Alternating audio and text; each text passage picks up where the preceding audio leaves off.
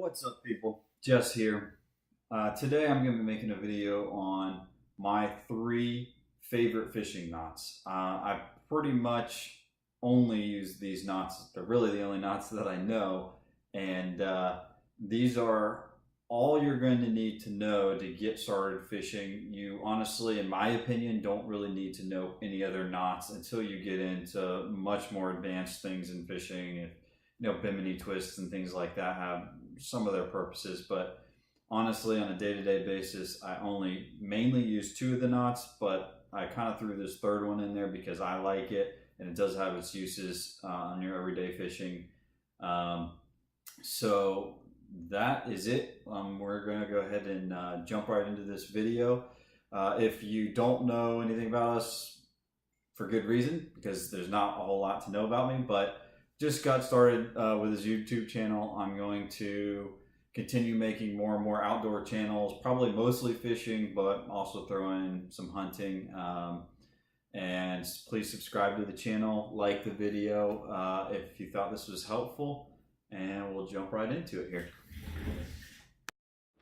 All right, let's get down to it here. The first knot I'm going to show you is what I call a fisherman's knot. My dad taught it to me when I was a kid. It's really the probably most important knot, I would say, in fishing. And it's relatively simple and very strong.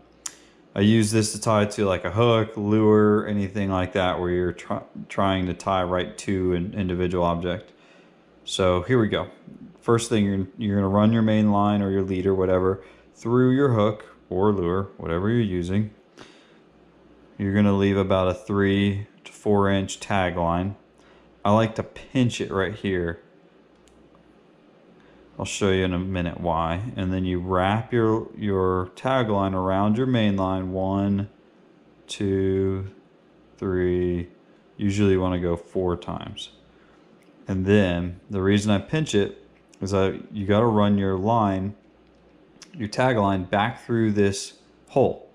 And so you run it through there, and then you're going to run it back through this hole that you've created here. So you take that line, go back through, and then you're going to pull your tag line and your hook down like that. Now, once you get to this point, you're going to want to lubricate it. Usually I just, put a little spit on it. You can dip it in water or whatever. You're going to lubricate it so that your line, it'll bind sometimes when it's dry. And then also it'll stretch the line, kind of gives it a weird look. So what I'll do is I'll just lubricate it a little bit. I'm not going to do it now because this is Mason's line, not fishing line. And then you're just going to pull your knot down. And with fishing line, it'll just slide right down like this. So right down onto your hook like that. And then you got to stress test it. So you got to pull this line. If you're fishing 20-pound leader or 30-pound leader or something, you're going to want to put a good amount of pressure on there to make sure that doesn't, slip more. And then you're going to trim off your end piece. And I like to leave a little bit of a tag line here, just a hair, in case when you hook that big fish and it kind of stretches your line a little bit more and tightens that knot down a little bit more. It has a little bit of wiggle room here to so it doesn't want to slip through and bust your knot. So that right there is your fisherman's knot. Okay, your second most common knot that you're going to be tying is going to be your line to leader knot. And this knot, let's pretend that this pink line is our main line and this is our leader. So what you're going to do is you're going to take your leader line, you're going to make a loop like that. You don't pass it through, it's just a little loop like that. And you run your main line through, and you want to pull out about 3 or 4 inches of tag line there. And what I do, so that you can see it going through, what I do is I like to take my fingers here and pinch it like this. And then take your tag line, you're going to wrap it around about 4 to 8 times. And what's really going to be the determining factor is what size leader you're using and what size main line. If you're using a heavier leader, you're going to wrap it more. If you're using braided line, especially, you're going to wrap it more. So if you're using like a 30-pound fluorocarbon leader and then a 10-pound braid or 12-pound braid, you're going to want to wrap that thing probably, 6 times, 7 times, something like that. You kind of have to play with it a little bit. You'll get a feel for it. So anyways, you got your 4 wraps there for your regular mono to mono. Then what you're going to do is you're going to go back down through this hole that you came in originally. This Mason's line's not cooperating.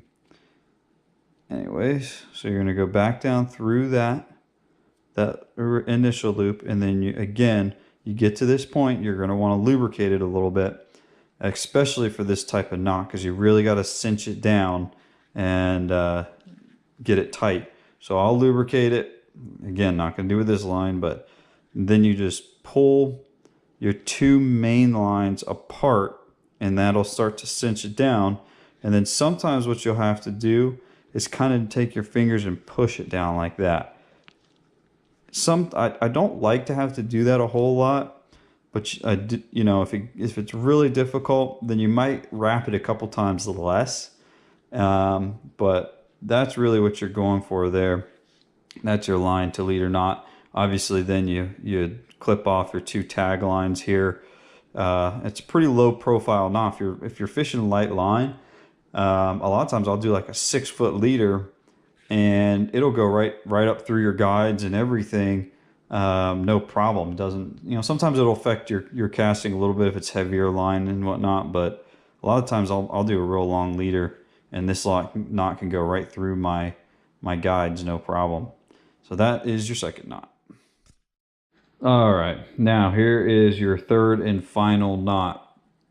This knot is a loop knot. You're going to use this a lot of times when you have like a top water plug or something like that, where you want the lure to have free movement to kind of work, or a live bait where you don't want the line to kind of constrict the fish from being able to work too much. So here we go. First thing you're going to do is a little half hitch like this. So just run it through like that. Leave about a 4-inch tag line, kind of exaggerating the size of the loop, but I'll show you with a real piece of fishing line here. Basically, you want that loop, I like it to be kind of small, about like that, if you can see that. Pretty small, a little 1/4 inch, something like that. The smaller this loop, the smaller the loop when you tie it to your lure. So you tie your half hitch like this, then you take your hook or lure and you run it through all the way up to your little half hitch that you've got here, and then you're going to run your line through this hole that you've created all the way up, and you want your hook right up next to that, and then I pinch it just like this, kind of like in your fisherman's knot. I like to keep my finger on that to keep that loop there. Then you're going to wrap it like 4 times, just like your fisherman's knot, and then you're going to go back down through this loop that you've created, just like that. This stupid line doesn't cooperate, and you'll pull it down, cinch it down tight. Again, like all the other knots, you're going to want to lubricate it, kind of work it down. Sometimes you have to work it down with your fingers like that.